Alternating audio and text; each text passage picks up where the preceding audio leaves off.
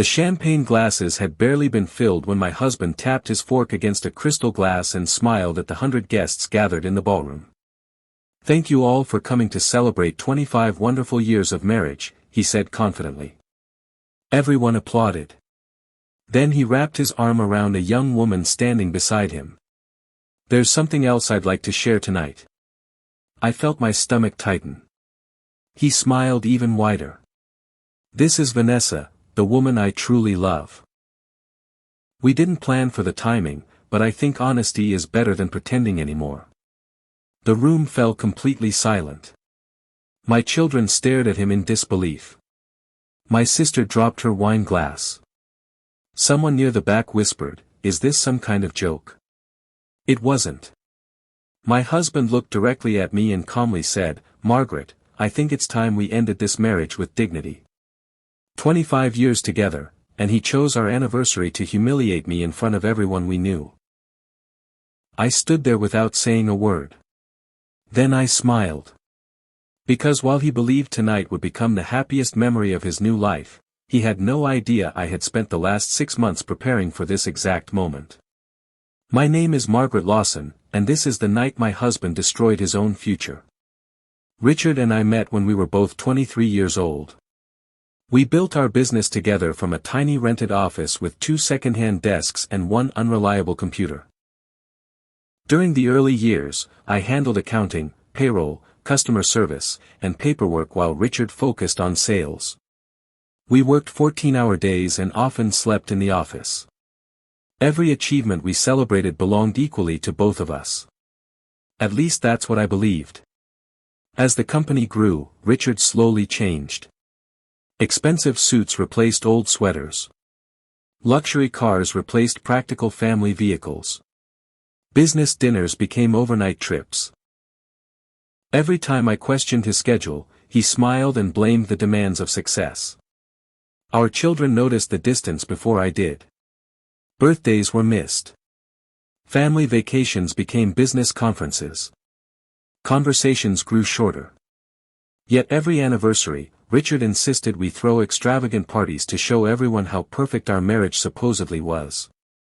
6 months before our 25th anniversary, our company's finance director quietly knocked on my office door after everyone had gone home. "There's something you need to see," he whispered. He handed me expense reports containing hotel bills, jewelry purchases, luxury vacations, and apartment payments, all charged to the company. Every receipt involved the same woman, Vanessa. I felt sick.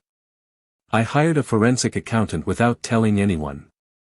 Over the following weeks, every hidden transaction was documented. Company money had funded Richard's secret relationship for nearly 4 years.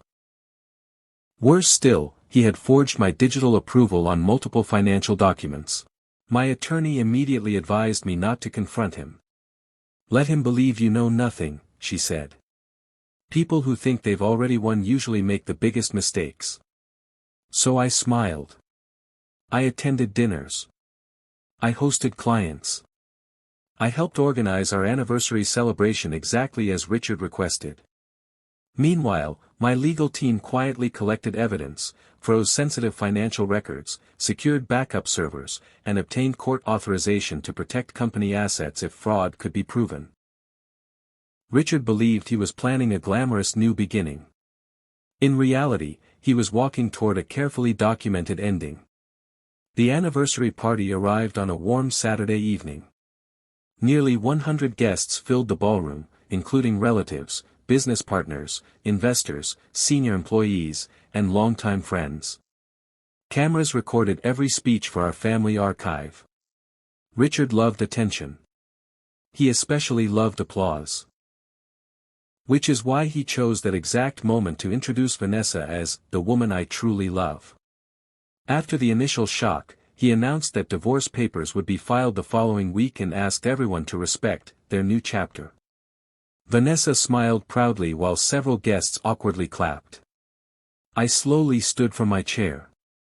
"Richard," I said calmly, "before everyone leaves, I'd like to share one anniversary gift." He laughed confidently. "Of course." I walked toward the DJ booth carrying a small black flash drive. Would you mind playing the video labeled 25 years? The ballroom lights dimmed. Everyone expected a sentimental slideshow of family memories. Instead, the screen displayed copies of financial records, bank transfers, hotel invoices, apartment leases, surveillance dates, email conversations, and digitally verified accounting reports.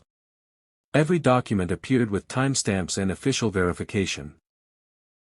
The room became so quiet that you could hear the projector fan spinning. Then the video displayed a message from our forensic accounting firm confirming that company funds had been misappropriated for personal use over several years. Finally, the screen showed a pre-recorded statement from our attorney explaining that emergency court filings had already been submitted earlier that afternoon to protect shareholders and freeze Richard's executive authority pending investigation. Richard's face lost every trace of color. "Turn this off," he shouted. The DJ looked at me instead. I simply shook my head. The presentation continued. Investors immediately began checking their phones after receiving legal notifications from the company's board. 2 board members quietly walked outside to speak with corporate counsel. Vanessa stepped away from Richard as reporters, who had been invited to cover the company's anniversary celebration. Began recording the chaos unfolding inside the ballroom. Richard reached for my arm. "Margaret, we can explain this." I calmly stepped back. "You already explained everything," I replied. "You just forgot that. Facts speak louder than speeches." Security approached after several board members requested Richard surrender his company access card, laptop, and office keys before leaving the building. He looked around the room searching for support. Nobody moved. The applause he expected never came. Instead, the only sound was the clicking of cameras documenting the consequences of his own decisions. Months later, the investigation confirmed every fraudulent transaction. Richard was removed permanently from the company he believed he controlled. Shareholders elected a new leadership team, and because I still owned half the business legally, I remained to help rebuild what honesty had created long before greed nearly destroyed it. Vanessa quietly disappeared from public life. Many people later asked whether exposing Richard publicly was an act of revenge. I always answered the same way. No. Revenge is about causing pain. Accountability is about revealing truth. Richard humiliated himself the moment he chose deception over loyalty. I simply refused to hide it. Every year now, on the date that once marked our wedding anniversary, I gather with my children for dinner instead of hosting grand celebrations. We don't talk about betrayal anymore. We celebrate resilience, honesty, and new beginnings. Looking back, I finally understand something my grandmother once told me as a little girl. A lie can walk proudly into a crowded room, but the truth always arrives eventually.